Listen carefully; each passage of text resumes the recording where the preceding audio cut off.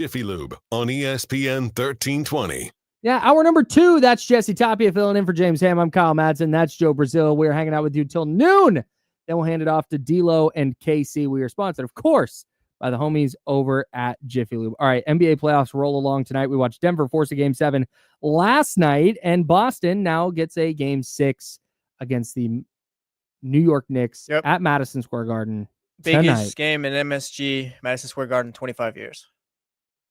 Since the finals? That was 1999. 2000, I guess would be it or whatever. I don't know. That's what the Knicks fans are calling it.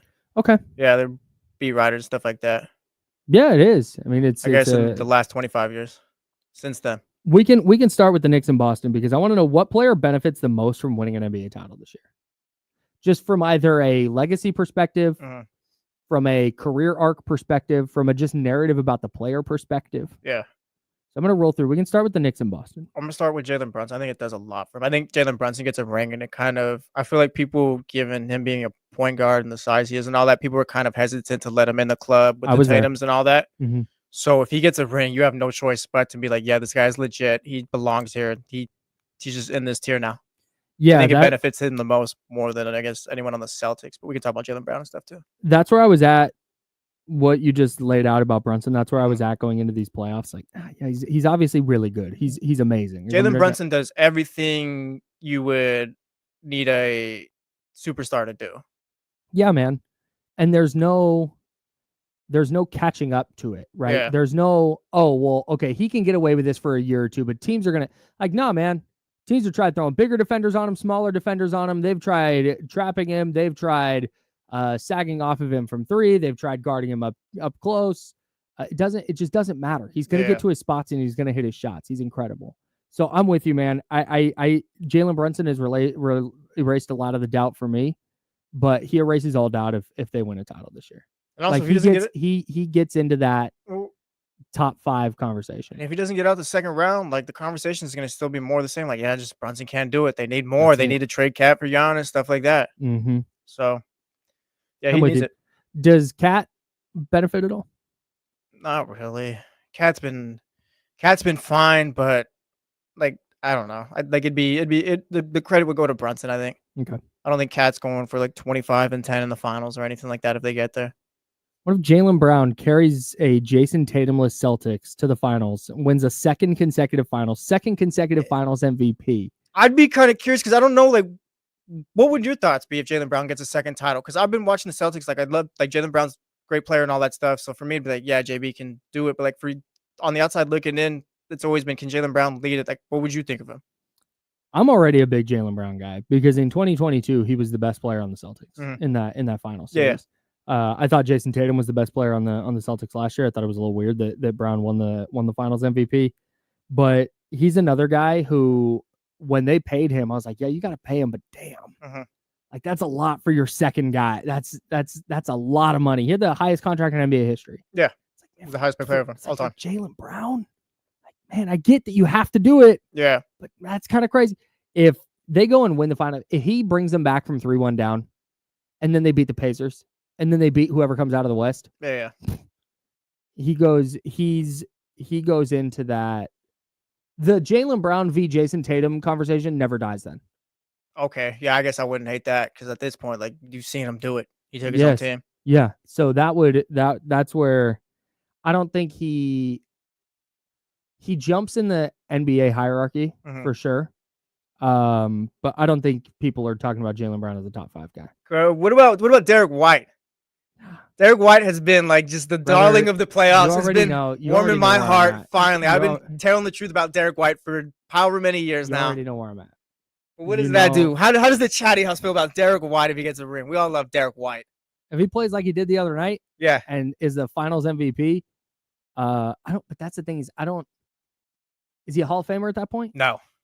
I struggle. I don't know what to call him because he's the most elite role player in the league, I think. But it feels like he's better than a role player, but he's also not a star. Right. I don't know what the middle of that would be, or he's just the conversation starts with the second ring, though. Yeah. The Derek White Hall of Fame conversation starts. Yeah, I mean, and I think his placement in the Celtics hierarchy probably gets. You talk about he's not a star, but he's better than a role player. I think he goes into the star conversation if he's the number 2 on a title. JT Lowe throws in the chat house. Does Derek White kind of start morphing into Manu Ginobili potentially if he gets another ring and he's just like at the forefront impacting the Celtics and their wins? Sure, I'll buy that. Yeah, as the maybe third, that's kind of as the third guy to a Tony Parker and maybe that's kind of his career arc if he hits those heights. Yeah, I don't hate like Manu is better than Derek White at this. Yeah, Manu's better than Derek White and all that, but maybe Derek White eventually kind of turns into that. Is Tyrese Halliburton a superstar if they win the finals? He's a superstar right now, I think. Is he? Yes. Really? You've been kind of against it too. Yeah, I think you've been kind of not ready to give him that. Not because I think he's bad. I'm not one of those people who thinks he's overrated. No, yeah. It's just I guess I've given him that status earlier than you. Then at this point, I think what he's done so far. I watched him in the playoffs last year, hide from the basketball, and that lives in my brain. The 4 points against the Cavs in what was that, game 4? Mm-hmm. Like that lives in my head. It's really tough for me to put him in that elite tier if I'm not certain going into a game. Like, okay, I'm getting 18 and 12 from Tyrese Halliburton tonight. He hasn't picked it up for you this year. No. Even with like the game winners and stuff, he's been awesome. Like, I'm not trying to.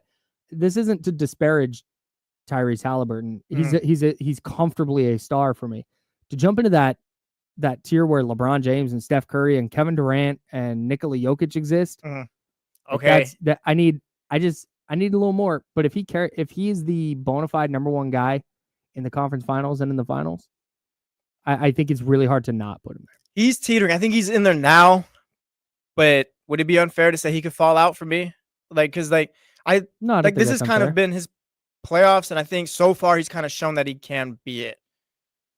You know what? Tyrese is a superstar. I'll say, like, he's early, but I think he is. Man, I think if whether it be Boston or the Knicks in the Eastern Conference Finals, like the Pacers can give them a series, and I think for some would be the favorites to get to the finals. I don't think people would be shocked if they won it all this year either.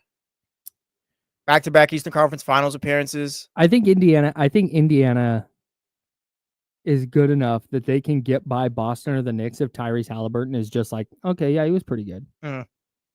Like, he's not going to be that, oh man, he scored 25 a night and also averaged 10 or 11 assists. Like, he's just not. What if he's giving you like 22 and 10, 22 and whatever you want to call it, but 8 of those are coming in the fourth quarter every game. 10 of those are coming in the fourth quarter, and he's just kind of like, all right. Fourth quarter's your Tyrese Halliburton's here. Yeah, sure. You know what I'm saying? If he's the bona fide number 1 guy and they win a title, then yeah, sure. Okay. But he's not. He's just not there yet. I still gotta fair. see more from him. I was early on Steph. I'll be early on Tyrese as well. Pascal Siakam gets a second ring, starting the Hall of Fame combo. Who cares? Like, yeah. Who cares? Okay. Like, right. You're number 2, Pascal. All right, very good. I guess let's go to Oklahoma City, because I think Shai is the only guy who is dramatically impacted by a title. Yeah, I think if Shai gets it, then it's just kind of like you're stamped, you're solidified. There's nothing else you really need to do. You're just here forever now. It's the coronation. Yeah. It's because that's the thing that holds up a lot of players, right? Mm-hmm. I mean, Charles Barkley, historically, Dame Lillard. That's the championship eludes so many guys. Mm-hmm. Where it's just like, yeah, he was really good, but he never won that title. He just didn't quite, like, Hall of Famer, awesome player, multi-time MVP. Yeah, but he didn't win a title. It's like, that's where Shai, to me, the roof comes off his ascension. Yeah. Where now all of a sudden, like, oh, he's got 1 and he's 26. We could be talking maybe he gets 3, 4. If Oklahoma City's trajectory stays this way. And Shai carries him this year. Yeah, I think that's where he gets into the, like, face of the league type conversation. Yeah. If they win a title, he's already in that. When you're an MVP, you're a superstar to me. Like, you automatically get into the club. But there's a different table for him if he's an MVP. Or if he's winning a title. Well, yeah, because titles start to push you towards that all-time status. I'm not saying if Shai wins a title, he's an all-time great or anything like that, but you get a couple more. It starts you on that road. Yeah, that's what I'm saying. It puts you on that path. Like, you get a couple more, and you end up with maybe 3 in your career, a couple, like an MVP once more, and then all these all-NBAs and all-star appearances. Like, yeah, he's going to be cooking. Yeah, for sure. All right, we'll keep talking about this. We got to go through Minnesota and Denver. I believe Damian Barling's going to join us for the handoff today. So we'll have the handoff coming up in a few minutes, and we'll keep talking about this. Which players benefit the most from an NBA title this year? That's Jesse Tapia filling in for James Ham. I'm Kyle Madsen, Joe Brazil behind the glass. We're the Insider, sponsored by Jiffy Lube on ESPN 1320 at Sacramento Sports Leader.